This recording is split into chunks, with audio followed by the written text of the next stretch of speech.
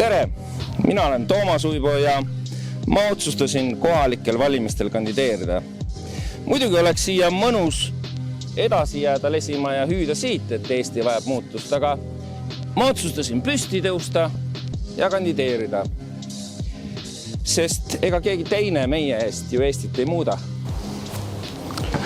Ma olen päriselt ka väsinud karjääripoliitikute trikitamisest ja sellest seisakust, kus Eesti täna on. Kui sa tunned sama ja kui sa kahtled, kas diivanilt tõusta või mitte, siis ma julgustan sind. Tee see samm koos minuga.